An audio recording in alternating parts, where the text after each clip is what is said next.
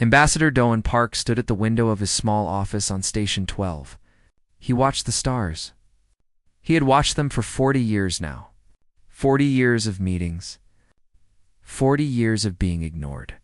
40 years of watching his people work harder than anyone else and receive nothing in return. He was 63 years old. His hair had turned white long ago. His hands were steady, but his heart was tired. Not broken. Just tired. The message on his desk was simple. The Galactic Council had passed the resource allocation decree. Human colonies would now give 70% of their food to other species. Species that the Council called more essential. The Villani needed it for their great cities. The Korath needed it for their massive armies. The Sindari needed it for their growing population. Humans, it seemed, did not need to eat. Doan read the message 3 times. He did not get angry. He had stopped getting angry 20 years ago. Anger was for people who still believed things could change. He no longer believed that. He picked up his communication device and called Captain Yuna Kong. Yuna was 41 years old. She commanded the human merchant fleet. 112 ships that carried goods across the galaxy. She was strong and smart and patient. But even her patience had limits. I saw the decree, she said before Doan could speak. 70%. They want 70% of our food. Yes, Doan said. Our children will starve. Yes. There was silence on the line. Then Yuna asked the question that Doan had been waiting for someone to ask for a very long time. What do we do? Doan looked out at the stars again. Somewhere out there, hidden in the dark spaces between systems, Admiral Haimbeek was waiting. Hyun was 55 years old. He commanded a fleet that the Council did not know existed. For 30 years, humans had been building ships in secret. Not warships. Not weapons of destruction. Just ships. Fast ships.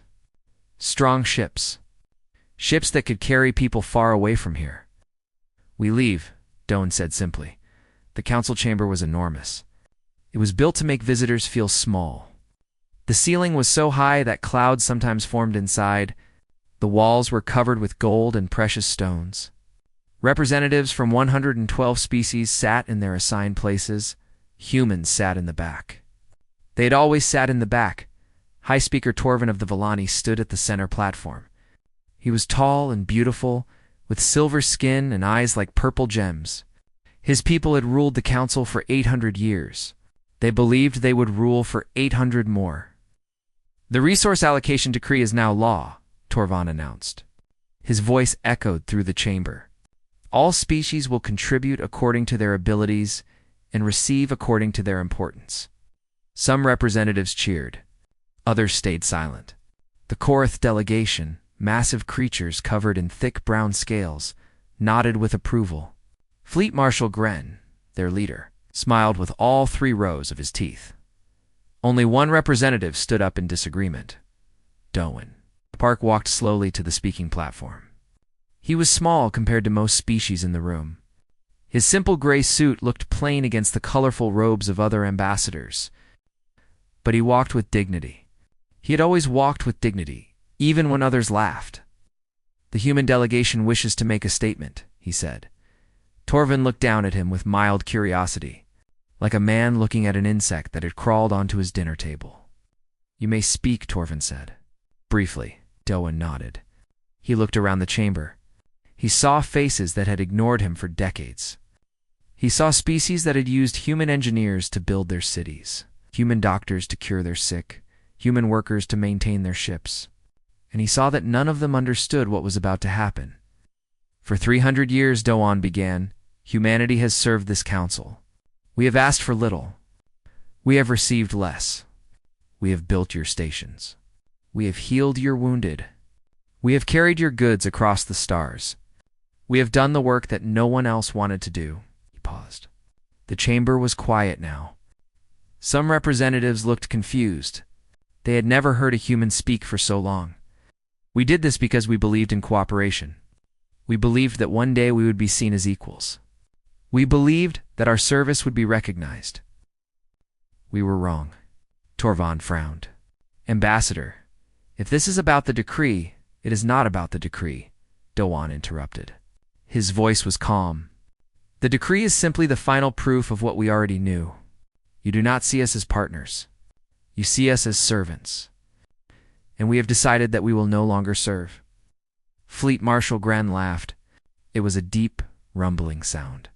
What will you do, little human? Fight us. Your species has no army. No fleet, no power. Doan looked at him. There was no anger in his eyes, no fear. Just a quiet sadness. We will not fight you, he said. We will simply leave. The chamber erupted in laughter. Torvin smiled with amusement. Diplomat Essa of the Sindari, a small creature with blue skin and large black eyes, was the only one who did not laugh. She watched Dohan with something like concern. Leave, Torvin said. And go where? The galaxy belongs to the Council. Doan picked up his documents from the speaking platform. He straightened his jacket. He looked at Torvin one last time. The galaxy is larger than you know, he said. Goodbye, High Speaker. He walked out of the chamber. No one tried to stop him. Why would they? He was just a human. 6 months later, every human in Council space disappeared. It happened quietly. There were no explosions. No battles. No angry speeches. One day, humans were there. The next day, they were gone. Ships, colonies, outposts, stations all empty. Billions of people vanished into the dark between stars. Captain Unicong commanded the last convoy. 12,000 ships carrying 20 million people.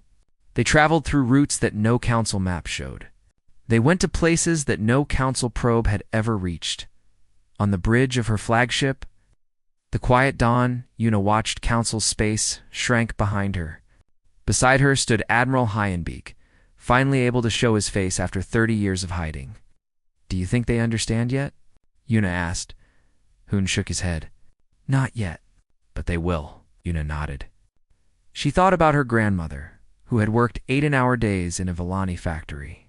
She thought about her father, who had died repairing a Korath warship and received no compensation. She thought about all the humans who had given everything and received nothing. How long until they realize what they have lost? She asked. Hayun looked at the navigation charts. New Busan was 3 weeks away. A beautiful world, green and blue, waiting for them in the unexplored regions. A world where humans would finally build something for themselves. Soon enough, he said. The things we maintained will start breaking. The systems we ran will start failing. And then they will understand. Una smiled, but there was no joy in it. Just resolution. We gave them 300 years, she said. They gave us nothing. Now we take back our future. The convoy jumped into hyperspace. Behind them, Council space grew quiet. And in that quiet, the first cracks began to form. 1 year had passed since the humans left. The Galactic Council celebrated. High Speaker Torvin stood on the balcony of his palace on Villani Prime. Below him, millions of his people danced in the streets. Fireworks painted the purple sky with light. Music filled the air. It was the festival of purification, a new holiday created to mark the departure of humanity. A year without humans, Torvin said to himself. He smiled. And we are stronger than ever. He believed it. The Council still controlled 112 species. The Great Fleet still patrolled the trade routes. The economy still functioned. Yes, there had been small problems here and there. Minor delays. Tiny mistakes. But nothing serious.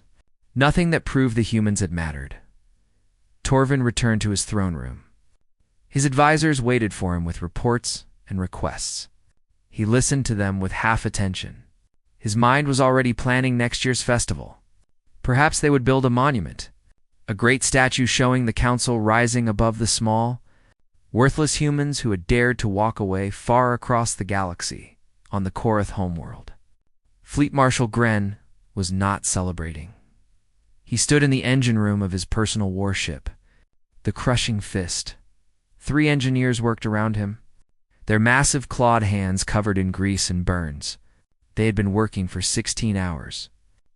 The ship's main engine had failed again. What is wrong with it?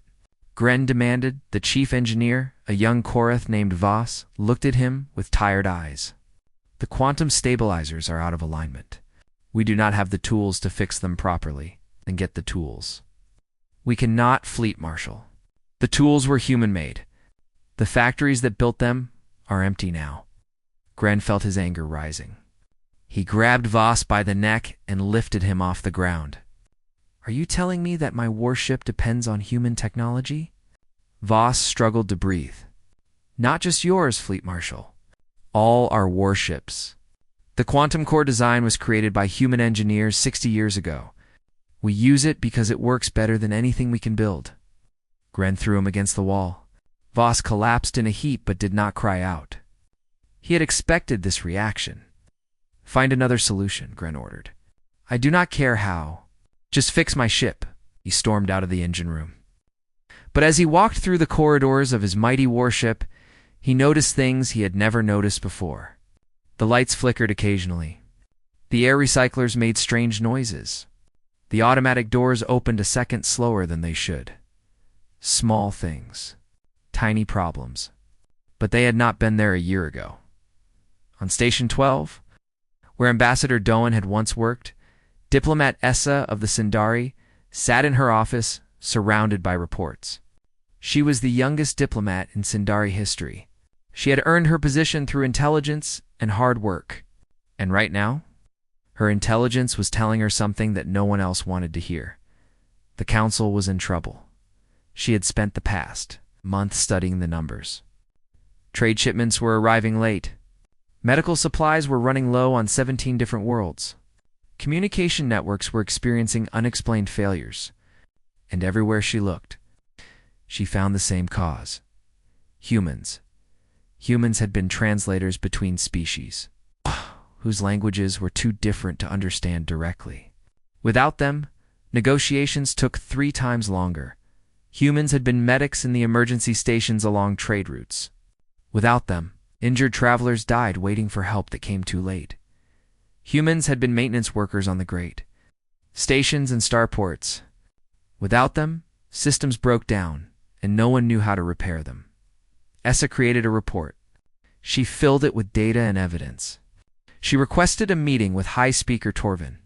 She believed that if she could show him the truth, he would take action. She was wrong.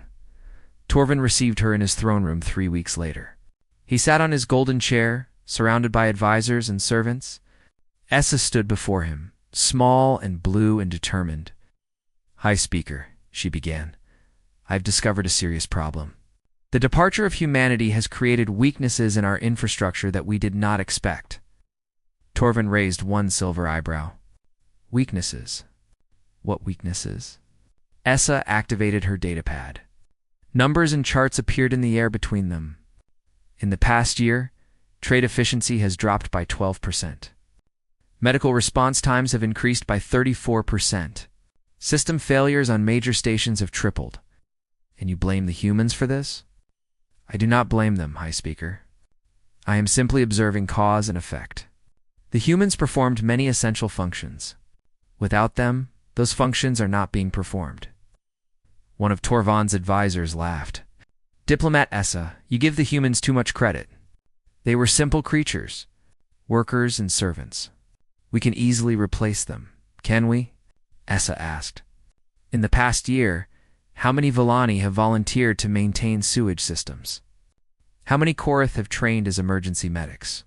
How many of any species have taken the jobs that humans used to do? Silence.Essa continued. The humans did not just work for us. They connected us. They were the glue that held our systems together. And now that glue is gone. Torvin waved his hand dismissively. You worry too much, diplomat. These are temporary problems. We will adapt. We will find solutions. The Council has survived for 800 years. We will survive the loss of a few human workers. Essa wanted to argue more, but she saw the look in Torvan's eyes. He was not interested in truth. He was interested in being right, and no amount of data would change his mind. Yes, High Speaker, she said quietly. I hope you are correct. She left the throne room knowing that he was not. Meanwhile, in the unexplored regions of the galaxy, humanity was building. New Busan was everything they had dreamed of. A green world with blue oceans and clean air, mountains and forests and rivers filled with fish, and no one to tell them they were worthless. Captain Unikong stood on a hill overlooking the first city. It had no name yet. The people were still voting, but it already had homes and schools and hospitals. It had farms and factories and research centers. It had everything they needed to start fresh. Admiral Handbeak walked up beside her. He carried a tablet showing reports from their hidden observation posts in council space. The Korath fleet is having engine problems, he said. 40% of their warships are in repair docks. Yuna nodded. And the Villani. Their communication networks are failing. They are blaming sabotage, but there is no sabotage. They simply do not know how to maintain the systems we built for them. The Sindari? They are the smartest of the three. Some of them are starting to understand, but their leaders do not listen. Yuna looked at the city below. Children were playing in the streets. Real laughter, real joy. Things she had rarely seen in council space. Do you feel guilty? She asked Heian for leaving them to suffer. Heian thought about it for a long moment. No, he said finally. We did not create their problems. We only hid them. For 300 years, we covered their weaknesses with our strength. We made them look competent when they were not. We are not responsible for what they truly are, Yuna understood. But still, some part of her felt sad. Not for the leaders who had dismissed them, but for the ordinary people who would suffer because of their leaders' pride. They will come for us eventually, she said. When things get bad enough, Yasin agreed. And when they do, we will be ready. Not for war, but for the conversation that should have happened 300 years ago. Far away, on Station 12, a water recycling system failed. No one knew how to fix it. Within a week, 10,000 beings would be without clean water. The cracks were spreading. 3 years after the humans left, the Korath started dying. It began on their homeworld, the mining cities of the southern continent. Workers developed fevers. Their scales turned gray. Their blood became thin and watery. Within 2 weeks, the first victims were dead. The plague had returned 50 years ago. This same disease had nearly destroyed the Korath species. Millions had died before a cure was found. That cure had been created by a human doctor named Sora Han. She had worked for 3 years without rest. She had studied Korath biology when no other species cared to learn it, and she had saved them. Now Sora was gone. She had left with the other humans, and she had taken her knowledge with her. Fleet Marshal Gren stood in the emergency command center, watching the death count rise. The numbers updated every hour. 1,000, 5,000, 20,000. The plague was spreading faster than anyone could contain it. Where are our doctors? He roared. Where are our scientists? His medical advisor, a thin Korath named Jeth, trembled before him. We have doctors, fleet marshal, but none of them understand this disease. The treatment protocols were created by the human. We do not know how to make more of the cure. Then find her. Find the human doctor. She is gone, Fleet Marshal. All the humans are gone. We do not know where they went. Gren smashed his fist through the nearest console. Sparks flew. Screens went dark. But his rage could not cure the plague. His strength could not save his people. On the other side of the galaxy, the Villani were facing a different disaster. The great city of Torvan's Rest, named after the High Speaker himself, had been the jewel of the Villani civilization. 50 million people lived there. Towers of crystal and gold reached toward the clouds. Gardens floated in the air, held up by gravity generators that humans had designed 200 years ago. On the morning of the 3rd anniversary of human departure, those generators failed. The gardens fell. Thousands of tons of soil and stone and plants crashed down onto the streets below. Buildings collapsed. People were crushed. The screaming lasted for hours. High Speaker Torvin watched the rescue efforts from his palace. His silver face showed no emotion, but inside, something was breaking. He had spent 3 years telling his people that humans did not matter. Now 100,000 of his people were dead because of technology that no one knew how to maintain. How did this happen? He asked his chief engineer. The engineer, an old Villani named Corin, could not meet his eyes. The gravity generators required regular maintenance, high speaker. Specific adjustments that only trained technicians could perform. And our technicians? We have none, high speaker. The generators were human technology. Humans maintained them. When they left, we assumed the systems would continue working. You assumed? Corin finally looked up. There was something like desperation in his eyes. We did not know, high speaker. We never paid attention. The humans did their work quietly. They asked for nothing. They complained about nothing. We did not realize how much they were doing until they stopped doing it. Torvin dismissed him with a wave. He returned to watching the rescue efforts. But Corin's words stayed with him. They did not realize. They did not pay attention. They did not know how much else did they not know. In the quiet spaces between star systems, a small ship flew toward the unknown. Mivik was a Sindari scholar. He was old for his species, nearly 200 years. He had spent his life studying other civilizations. He had written books about the rise and fall of empires. And he had seen something in the humans that no one else had noticed. They had planned this. 300 years of quiet service. 300 years of learning every system, every technology, every weakness. They had made themselves essential. They had done it so quietly that no one realized it until they were gone. Mevik had to find them. He had to understand. His ship's sensors detected something at the edge of explored space. A patrol vessel, small and fast, with no markings. But the design was unmistakable. Human, he broadcast a greeting on all frequencies. This is Scholar Mivik of the Sindari Collective. I come in peace.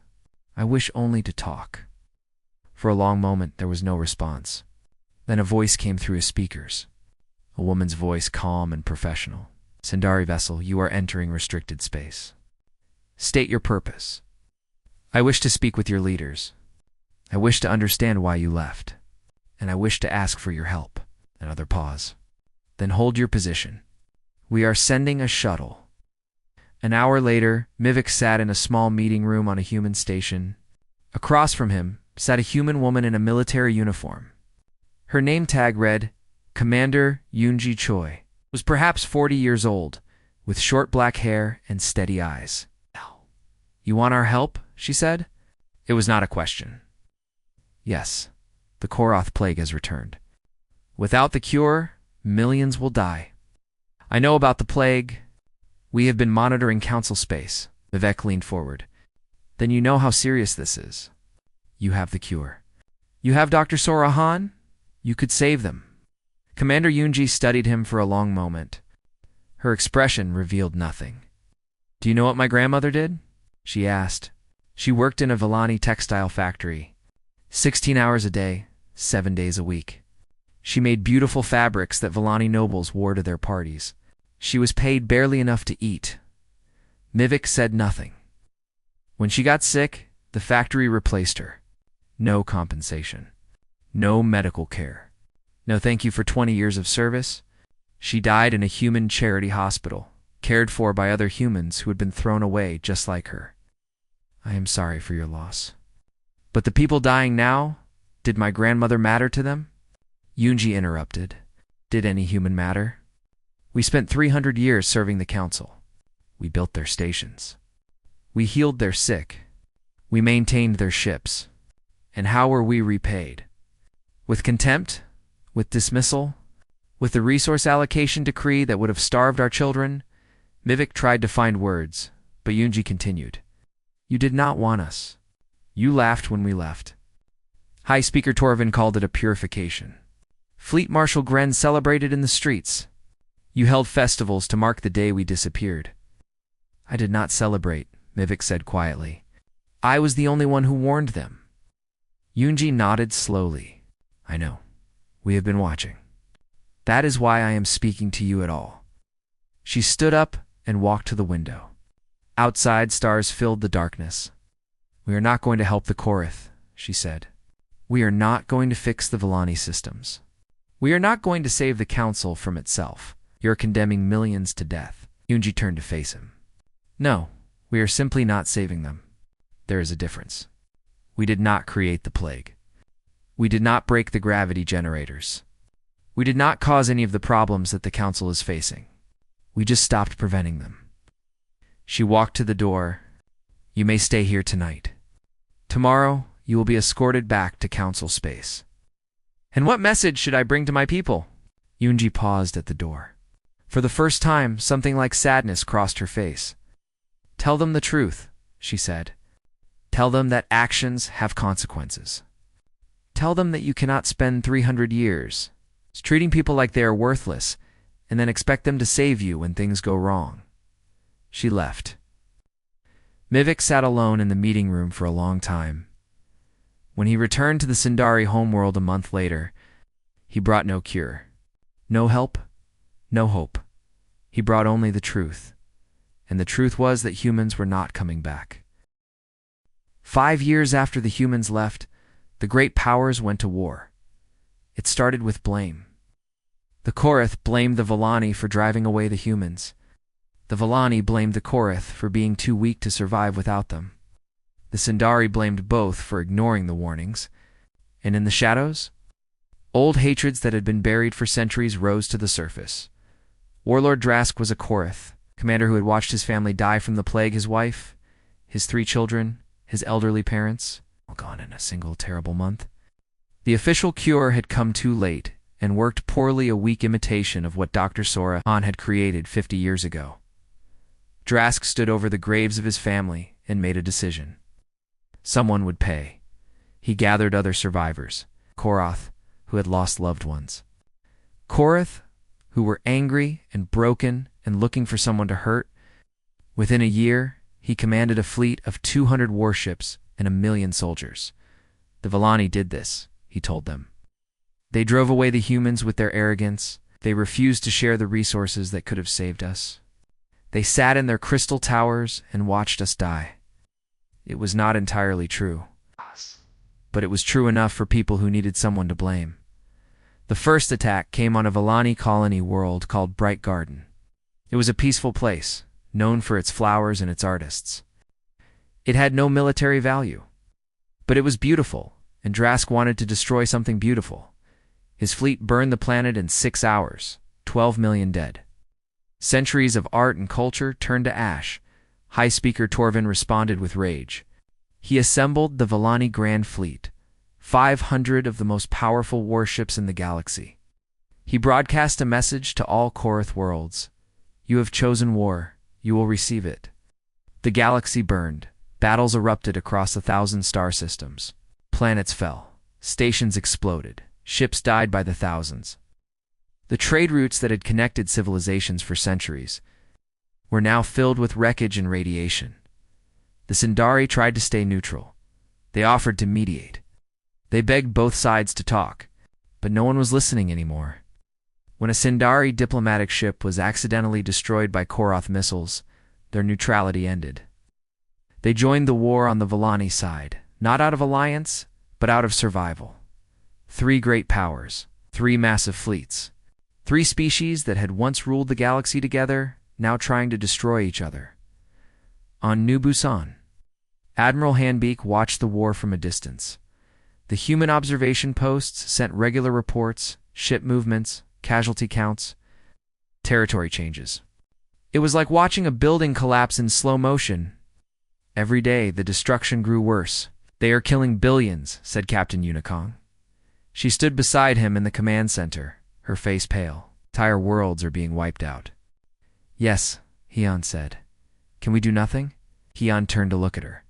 His eyes were tired. He was 60 years old now, and the weight of those years showed in his face. What would you have us do? He asked. Join the war. Pick a side. We have no quarrel with any of them. We have no desire to kill or conquer, but we could stop it. Our fleet is strong enough. Our technology is better than theirs. Then what? We become the rulers of a galaxy that hates us. We spend the next century forcing peace on species that want nothing but war. Hyun shook his head. That is not who we are. That is not why we left. Yuna knew he was right. But knowing did not make it easier to watch. Far away, a small escape pod drifted through the darkness of space. Inside was a child. A Sindari girl, 7 years old. Her name was Lyra. She did not know where she was. She did not know if her parents were alive or dead. She only knew that her mother had put her in this pod and told her to be brave. The pod had been drifting for 3 days. Its power was failing. Its air was running out. Lyra was cold and hungry and scared. She saw a light through the window.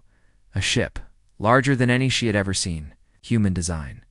She did not know what that meant. She only knew that it was her only hope. The ship's hangar bay opened. Tractor beams pulled the pod inside. When the doors opened, Lyra saw a human woman looking down at her. The woman had kind eyes and a gentle smile. "Hello, little one," the woman said. "My name is Yuna. You are safe now." Lyra did not understand the words. Humans spoke a different language. But she understood the tone. She understood the warmth. She reached up, and Yuna took her hand. Protocol said that refugees should be turned away. The human government had made this clear. They could not save everyone. They could not take responsibility for the Council's failures. But Yuna looked at this small, frightened child, and she could not follow protocol. "Welcome to New Busan," she said. "Let's get you something to eat." The war continued for another year. By then, the Korath had lost 60% of their fleet. The Villani had lost 70%. Sindari had lost nearly everything, in desperation. The surviving leaders of all 3 species gathered on Station 12, the same station where Ambassador Doan Park had once worked. It was damaged now, its lights flickering, its systems failing. But it was neutral ground. They composed a message together. 3 species that had spent a year killing each other now united by a single purpose. The message was sent to every frequency. It was broadcast across the galaxy. It said simply, "To the human stellar republic. We need you. Please help us." For 3 days, there was no response. Then Admiral Hayon Beek's voice came through every speaker in Council space. "This is Admiral Hayon Beek of the Human Stellar Republic. We have received your message." High Speaker Torvin leaned forward. "Admiral, we are grateful that you responded. We are prepared to offer whatever terms you require. Resources, territory, political recognition. Anything." There was a long pause. "You needed us when we were there," Hyun said. "We worked beside you for 3 centuries. We healed your sick, built your stations, maintained your ships. We asked only for respect, for recognition, for basic dignity. Admiral, you laughed when we left." Hayan's voice was calm but heavy. "You celebrated." "High Speaker Torvon." "You called it a purification. Fleet Marshal Grenor, what remains of him danced in the streets. You created a holiday to mark the day we disappeared." "Silence. This is not cruelty," Hyun continued. "We do not hate you. We do not wish to see you suffer. But this is consequence. You treated us as worthless for 300 years. You cannot spend 1 year remembering our value and expect us to forget everything that came before." Torvon's voice was desperate now. "Then what do you want? What will it take?" "Nothing you can offer," Hayan said. "The Council as it existed is dead. The galaxy you ruled is gone. What comes next must be built on different foundations. When you are ready for that conversation, a conversation between equals, you may contact us again." The transmission ended. In the ruined command center of Station 12, the leaders of 3 dying civilizations sat in silence. Everything they had built was burning, and for the first time, they truly understood what they had lost. 10 years after the humans left, the galaxy was a different place. The Galactic Council no longer existed. The great fleets that had once patrolled the stars were gone, destroyed in war or abandoned for lack of maintenance. The mighty civilizations that had ruled for centuries were now shadows of their former selves. But in the unexplored regions of space, humanity had flourished. The human stellar republic now stretched across 1,000 worlds. Not conquered worlds, but settled ones. Planets that had been empty, waiting for people who would care for them. Cities rose where there had been wilderness. Farms grew where there had been desert. Children played in streets that had not existed 10 years ago. President, Minho Jiang stood at the window of his office on New Busan.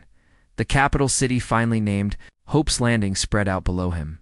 He was 52 years old, a former engineer who had helped build the first human settlements. He had never wanted to be a politician, but his people had chosen him, and he had accepted the responsibility. Today was a special day. Today, the remnants of the old council were coming to negotiate, not to demand, not to threaten, but to ask humbly if they could be part of humanity's future. The delegation arrived at noon. 3 ships, small and worn, carrying representatives of the Villani, the Korath, and the Sindari. No grand fleets, no proud banners, just tired diplomats hoping for a second chance. High Speaker Torvin was not among them. He had died 2 years ago, broken by guilt and failure. The new Villani representative was a young woman named Sira. She had been a child when the humans left. She carried no responsibility for the old sins, but had inherited all their consequences. The Korath were represented by a general named Tag. He walked with a limp from wounds received in the Civil War. His scales were gray with age, but his eyes were clear and honest. For the Sindari scholar Mivik had returned. He was very old now, perhaps the last of his generation. He had spent the past decade recording the truth of what had happened, so that future generations would never forget. They gathered in the Great Hall of Hope's Landing. It was a simple building compared to the council chambers of old. No gold, no precious stones.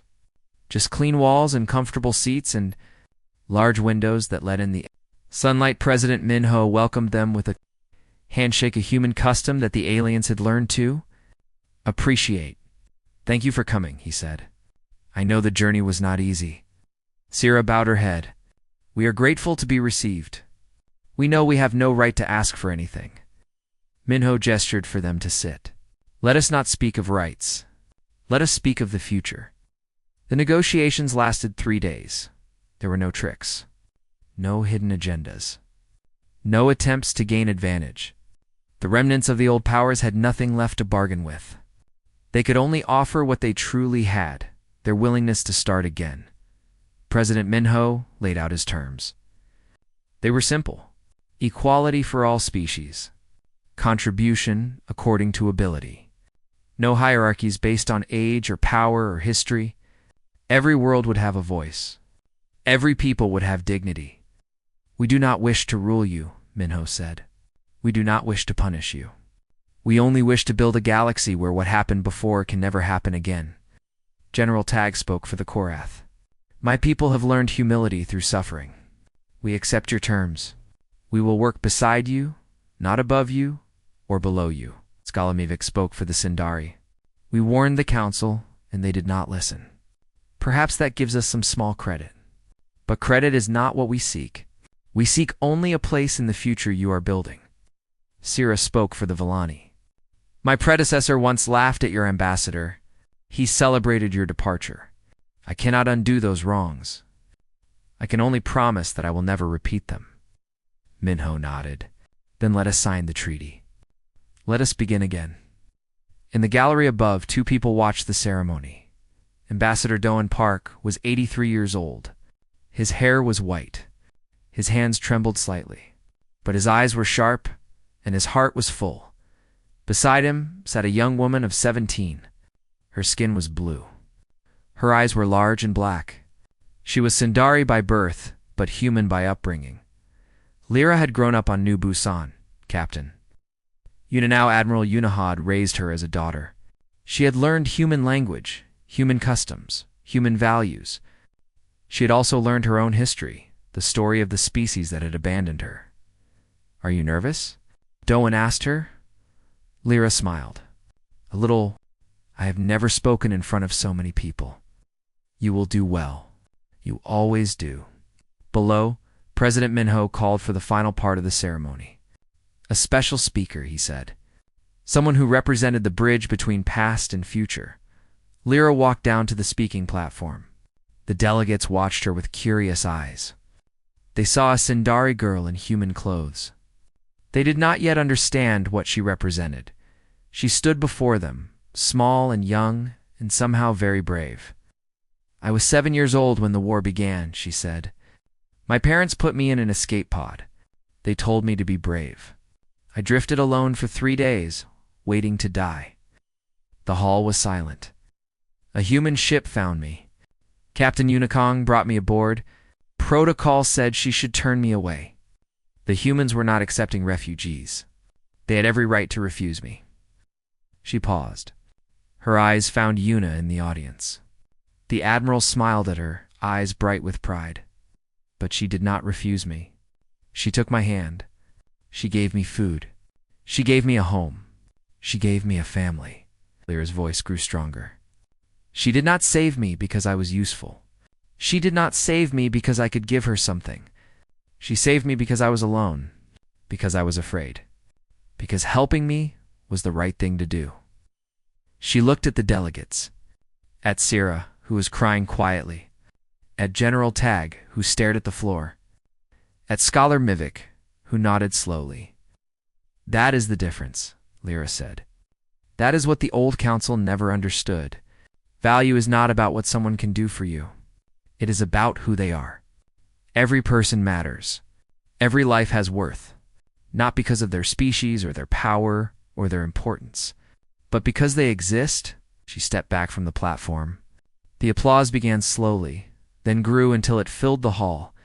In the gallery, Doan wiped tears from his eyes. He had waited 40 years for this moment. 40 years of being ignored. 40 years of dreaming of something better. Now, at last, the dream was real. That evening, after the treaty was signed and the delegates had returned to their ships, a small girl approached Doan in the Garden of Hope's Landing. She was 7 years old, the same age Lyra had been when she was found. Her name was Hannah, and she was his great-granddaughter. Grandfather, she said, why did we leave the old council? My teacher said it was complicated, but she did not explain. She had her mother's eyes and her father's smile. She would never know the pain of being treated as worthless. She would never understand what it felt like to be dismissed and ignored. That was the victory. That was what they had fought for. We did not leave to punish them, he said softly.